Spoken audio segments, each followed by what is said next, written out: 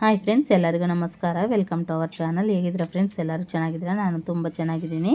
ಇವತ್ತು ಬಂದುಬಿಟ್ಟು ನಾನು ಮಶ್ರೂಮ್ ಪಲಾವ್ ಮಾಡ್ತಾಯಿದ್ದೀನಿ. ತುಂಬ ಚೆನ್ನಾಗಿರುತ್ತೆ. ಸಾಂಬಾರು ಮಾಡೋದಕ್ಕೆ ಟೈಮ್ ಇದ್ದಿಲ್ಲ, ಹಾಗಾಗಿ ಏನಾದರೂ ಸ್ಪೆಷಲಾಗಿ ತಿನ್ನಬೇಕು ಅನಿಸ್ತು ನಮ್ಮ ಮಕ್ಳಿಗೂ ಮತ್ತು ನನಗೆ.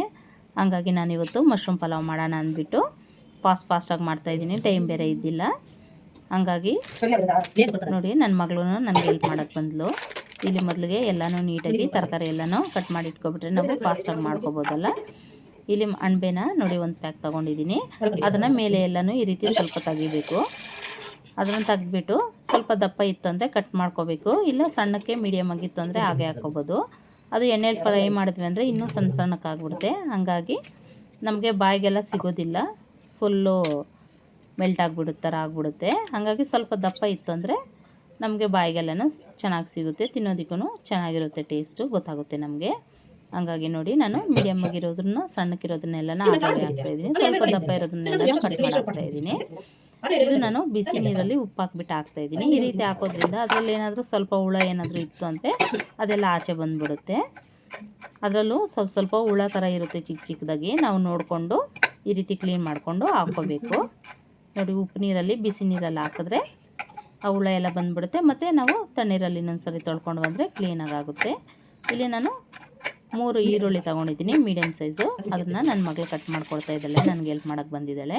2 ಟೊಮೊಟೊ, ಒಂದು 4 ರಿಂದ 5 ಹಸಿಮೆಣ್ಸಿನ್ಕಾಯಿನ ಕಟ್ ಮಾಡಿ, ಮತ್ತು ಒಂದು ಸ್ವಲ್ಪ ಕೊತ್ತಂಬರಿ ಪುದೀನೂ ಕಟ್ ಮಾಡಿ ಇಟ್ಕೋಬೇಕು. ಈ ರೀತಿ ಎಲ್ಲ ಕಟ್ ಮಾಡಿ ಇಟ್ಕೊಬಿಟ್ರೆ ಇನ್ನೂ ಫಾಸ್ಟಾಗಿ ಮಾಡ್ಕೋಬೋದು. ಇಲ್ಲಿ ಟೊಮೊಟೊನೂ ಸಣ್ಣಕ್ಕೆ ಹೆಚ್ಕೊತಾ ಇದ್ದೀನಿ. ಈ ರೀತಿ ಸಣ್ಣಕ್ಕೆ ಹೆಚ್ಕೊಂಡು ಎಲ್ಲನೂ ಈ ರೀತಿ ರೆಡಿ ಮಾಡಿ ಇಟ್ಕೊಬಿಟ್ರೆ ನಮಗೆ ಫಾಸ್ಟಾಗಿ ಆಗಿಬಿಡುತ್ತೆ ಪಲಾವು. ನಮಗೆ ಸಾಂಬಾರು ಮಾಡೋದಕ್ಕೆ ಟೈಮ್ ಇಲ್ಲ ಅಂದಾಗ ಈ ರೀತಿ ತುಂಬ ಚೆನ್ನಾಗಿರುತ್ತೆ, ಸಿಂಪಲ್ಲಾಗಿ ಮಾಡ್ಕೋಬೋದು. ನೋಡಿ, ಈಗ ಸ್ಟವ್ ಹಚ್ಕೊಂಡು ಕುಕ್ಕರ್ ಸ್ವಲ್ಪ ಬಿಸಿ ಆದಮೇಲೆ ಈಗ ಎಣ್ಣೆ ಹಾಕ್ಕೋಬೇಕು. ಎಣ್ಣೆ ಬಂದು ಒಂದು 2 ರಿಂದ 3 ಸ್ಪೂನಷ್ಟು ಎಣ್ಣೆನ ಸೇರಿಸ್ಕೋಬೇಕು. ಎಣ್ಣೆ ಚೆನ್ನಾಗಿ ಕಾದ್ಮೇಲೆ ಈಗ ನಾನಿಲ್ಲಿ ಒಂದು ಪಲಾವ್ ಎಲೆ, 1-2 ಲವಂಗ, 1-2 ಚಕ್ಕೆ, 1-2 ಏಲಕ್ಕಿ ಹಾಕ್ಬಿಟ್ಟು ಒಂದು ಸ್ವಲ್ಪ ಫ್ರೈ ಆದಮೇಲೆ ಈಗ ನಾವು ಸಣ್ಣಕ್ಕೆ ಹೆಚ್ಚಿಟ್ಕೊಂಡಿರ್ತೀವಲ್ಲ ಈರುಳ್ಳಿ ಉದ್ದಕ್ಕೆ ಅದನ್ನು ಸೇರಿಸ್ಬಿಟ್ಟು 1-2 ನಿಮಿಷ ಚೆನ್ನಾಗಿ ಫ್ರೈ ಮಾಡಬೇಕು. ಹಸಿಮೆಣ್ಸಿನ್ಕಾಯಿನೂ ಸೇರಿಸ್ಕೊಂಡು ಫ್ರೈ ಮಾಡ್ಕೋಬೇಕು. ಈಗ ಗೋಡಂಬಿ ತೊಗೊಂಡಿದ್ದೀವಲ್ಲ ಅದನ್ನು ಸೇರಿಸ್ಬಿಟ್ಟು ಚೆನ್ನಾಗಿ ಫ್ರೈ ಮಾಡ್ಕೋಬೇಕು.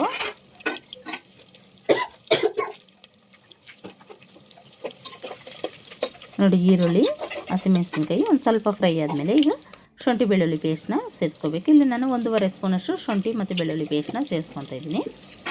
ಶುಂಠಿ ಬೆಳ್ಳುಳ್ಳಿ ಪೇಸ್ಟ್ ಹಾಕಿದ್ಮೇಲೆ ನಾವು ಚೆನ್ನಾಗಿ ಕಲಿಸ್ತಾನೆ ಇರಬೇಕು, ಇಲ್ಲಾಂದರೆ ಅದು ತಳ ಅಂಟಿಬಿಡುತ್ತೆ. ಸಣ್ಣಕ್ಕೆ ಹೆಚ್ಕೊಂಡಿರ್ತೀವಲ್ಲ ಟೊಮೊಟೊ ಅದನ್ನು ಸೇರಿಸ್ಬಿಟ್ಟು ಅದನ್ನು ಚೆನ್ನಾಗಿ ಎಣ್ಣೆಲಿ ಮಗ್ಗಕ್ಕೆ ಬಿಡಬೇಕು. ಈಗ ನಾವು ಒಂದು ಸ್ವಲ್ಪ ಉಪ್ಪು ಹಾಕಿದ್ರೆ ಈರುಳ್ಳಿ ಮತ್ತು ಟೊಮೊಟೊ ಬೇಗ ಮಗ್ಗಿಬಿಡುತ್ತೆ. ನೋಡಿ, ಈಗ ಈರುಳ್ಳಿ ಟೊಮೊಟೊ ಎಲ್ಲ ಫ್ರೈ ಆಗಿದೆಯಲ್ಲ, ಈಗ ಈ ಅಣಬೆನೂ ಕಟ್ ಮಾಡಿ ಇಟ್ಕೊಂಡಿದ್ದೀವಲ್ಲ ನೀಟಾಗಿ ಕ್ಲೀನ್ ಮಾಡಿ ಇದನ್ನು ಸೇರಿಸ್ಕೊಂಡು ಎಣ್ಣೆಲಿ 1-2 ನಿಮಿಷ ಫ್ರೈ ಮಾಡೋಕ್ಕೆ ಬಿಡಬೇಕು. ನಮ್ಮ ಚಿಕ್ಕ ವಯಸ್ಸಲ್ಲೆಲ್ಲನೂ ಈ ಅಣಬೆನೆಲ್ಲ ನಾವು ಈ ರೀತಿ ದುಡ್ಡು ಕೊಟ್ಟು ತಗೊತಾನೆ ಇದ್ದಿಲ್ಲ. ತೋಟದಲ್ಲಿ ಹೊಲಗಳಲ್ಲೆಲ್ಲ ಸಿಗ್ತಾಯಿತ್ತು. ಮಳೆಗಾಲ ಬಂತು ಅಂದರೆ ತುಂಬ ಜಾಸ್ತಿ ಸಿಗ್ತಾಯಿತ್ತು. ಅವು ತಿನ್ನೋದಕ್ಕೆ ಇನ್ನೂ ತುಂಬ ಚೆನ್ನಾಗಿರ್ತಾಯಿದ್ವು ಟೇಸ್ಟು. ನಮಗಿದೆಲ್ಲ ಗೊತ್ತೇ ಇರಲಿಲ್ಲ, ಈ ರೀತಿ ರೆಡಿಮೇಡಲ್ಲಿ ಸಿಗುತ್ತೆ ಇವಾಗ ಅಂದ್ಬಿಟ್ಟು. ಆವಾಗಂತೂ ಈ ರೀತಿ ಬಿರಿಯಾನಿ ಮತ್ತು ಪಲಾವ್ ಎಲ್ಲ ಮಾಡ್ತಾಯಿದ್ದಿಲ್ಲ ನಮ್ಮ ಅಮ್ಮವರು. ಅವರೆಲ್ಲ ಬರೀ ಸಾಂಬಾರು ಗೊಜ್ಜು ಅಷ್ಟೇ ಮಾಡ್ತಾಯಿದ್ದಿದ್ದು. ಈಗೆಲ್ಲ ಪಲಾವು ಮತ್ತು ಬಿರಿಯಾನಿ ಎಲ್ಲ ನಾವು ಕಲ್ತ್ಕೊಂಡಿರೋದು. ನಮ್ಮ ಅಮ್ಮವ್ರಿಗೆ ಇವಾಗೂ ಬರೋಲ್ಲ ಪಲಾವು ಮತ್ತು ಬಿರಿಯಾನಿ ಎಲ್ಲ ಮಾಡೋದಕ್ಕೆ ಮಶ್ರೂಮಿಂದ. ಅದಿನ್ನೂ ಟೇಸ್ಟಾಗಿರ್ತಾಯಿತ್ತು. ನೋಡಿ, ಅಣಬೆ ಸ್ವಲ್ಪ ಫ್ರೈ ಆದಮೇಲೆ ಈಗ ಕೊತ್ತಂಬರಿ ಮತ್ತು ಒಂದು ಸ್ವಲ್ಪ ಪುದೀನ ಹಾಕ್ಕೊಂಡ್ರೆ ತುಂಬ ಚೆನ್ನಾಗಿರುತ್ತೆ. ಇವಾಗೂ ನಮ್ಮಮ್ಮವರು ಹೊಲದಲ್ಲಿ ಸಿಗೋದು ಮತ್ತು ತೋಟದ ಕಡೆ ಎಲ್ಲ ಸಿಗುತ್ತಲ್ಲ ಮಳೆ ಬಂದಾಗ, ಆವಾಗೆಲ್ಲ ಇವಾಗ ಅವರು ಅದೇ ತಿನ್ನೋದು. ಈಗ ನೋಡಿ, ಎಲ್ಲ ಫ್ರೈ ಆದಮೇಲೆ 1/2 ಸ್ಪೂನಷ್ಟು ಖಾರದ ಪುಡಿನ ಹಾಕ್ತಾಯಿದ್ದೀನಿ. ಆಲ್ರೆಡಿ ಹಸಿಮೆಣ್ಸಿನ್ಕಾಯಿ ಹಾಕಿದ್ದೀವಲ್ಲ, ಹಾಗಾಗಿ ಒಂದು ಸ್ವಲ್ಪ ಸಾಕು. 1/2 ಸ್ಪೂನಷ್ಟು ಖಾರದ ಪುಡಿ, 1 ಸ್ಪೂನಷ್ಟು ಧನಿಯಾ ಪುಡಿ, 1/4 ಸ್ಪೂನಷ್ಟು ಗರಂ ಮಸಾಲ ಸೇರಿಸ್ಬಿಟ್ಟು ಇದನ್ನು ಎಣ್ಣೆಯಲ್ಲಿ ಚೆನ್ನಾಗಿ ಫ್ರೈ ಮಾಡಬೇಕು. ಸಿಮ್ಮಲ್ಲಿ ಇಟ್ಕೊಂಡೆ ಫ್ರೈ ಮಾಡಬೇಕು, ಇಲ್ಲಾಂದರೆ ಅದು ಘಾಟ ಬಂದುಬಿಡುತ್ತೆ. ಈ ಉಪ್ಪು ಖಾರ ಎಲ್ಲನೂ ಸ್ವಲ್ಪ ಚೆನ್ನಾಗಿ ಮಶ್ರೂಮ್ ಹಿಡಿಯೋದಕ್ಕೆ ಈ ರೀತಿ ಎಣ್ಣೆಲ್ಲೇ ಫ್ರೈ ಮಾಡಿಕೊಂಡು ಇಲ್ಲಿ ಬಿರಿಯಾನಿ ಮಸಾಲ 1.5 ಸ್ಪೂನಷ್ಟು ಬಿರಿಯಾನಿ ಮಸಾಲನೂ ಸೇರಿಸ್ಕೊಂಡು ಸಿಮ್ಮಲ್ಲಿ ಇಟ್ಕೊಂಡೆ ನೋಡಿ ಈ ರೀತಿ ಫ್ರೈ ಮಾಡ್ಕೋಬೇಕು.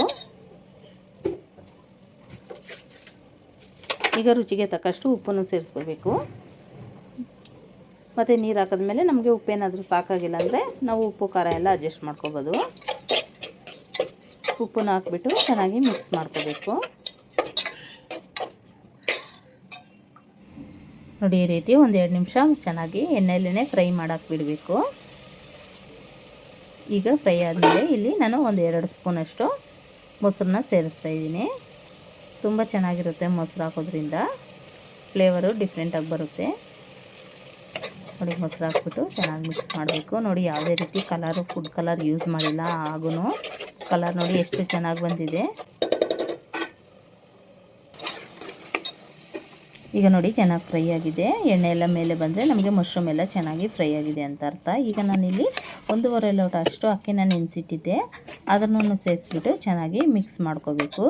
ಈ ರೀತಿ ಚೆನ್ನಾಗಿ ಮಿಕ್ಸ್ ಮಾಡಿಬಿಟ್ಟು ಇಲ್ಲಿ ನಾನು 3 ಲೋಟ ಅಷ್ಟು ನೀರನ್ನು ಸೇರಿಸ್ತಾ ಇದ್ದೀನಿ. ಯಾಕಂದರೆ ನಾನಿಲ್ಲಿ 1.5 ಲೋಟ ಅಷ್ಟು ಅಕ್ಕಿ ತೊಗೊಂಡಿರೋದಲ್ವ, ಹಂಗಾಗಿ 3 ಲೋಟ ನೀರು ಸೇರಿಸ್ಬಿಟ್ಟು ಅದನ್ನು ಚೆನ್ನಾಗಿ ಕಲಿಸ್ಬಿಟ್ಟು ಈಗ ಕೊತ್ತಂಬರಿ ಒಂದು ಸ್ವಲ್ಪ, ಪುದೀನ ಸ್ವಲ್ಪ ಸೇರಿಸ್ಬಿಟ್ಟು ಈಗ ನಾವು ಉಪ್ಪು ಖಾರ ಚೆಕ್ ಮಾಡ್ಕೋಬೇಕು. ಇನ್ನೇನಾದರೂ ಸ್ವಲ್ಪ ಕಡಿಮೆ ಇತ್ತು ಉಪ್ಪು ಖಾರ ಅಂದರೆ ಇವಾಗ ನಾವು ಸೇರಿಸ್ಕೋಬೋದು. ನಾನು ಕರೆಕ್ಟಾಗಿ ಹಾಕಿದ್ದೆ, ಹಾಗಾಗಿ ನಾನೇನು ಎಕ್ಸ್ಟ್ರಾ ಸೇರಿಸಿಲ್ಲ.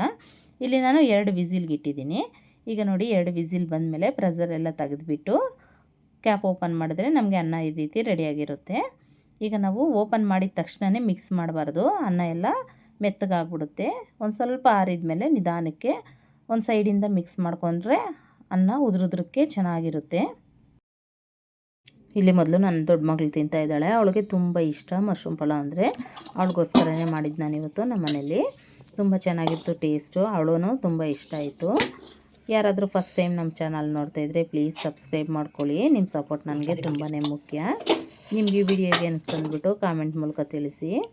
ನಾನು ಪಲಾವ್ ಮಾಡಿರೋ ವಿಧಾನ ನಿಮಗೆ ಇಷ್ಟ ಆಯಿತು ಅಂದರೆ ಲೈಕು ಮಾಡಿ. Thank you for watching. Bye bye.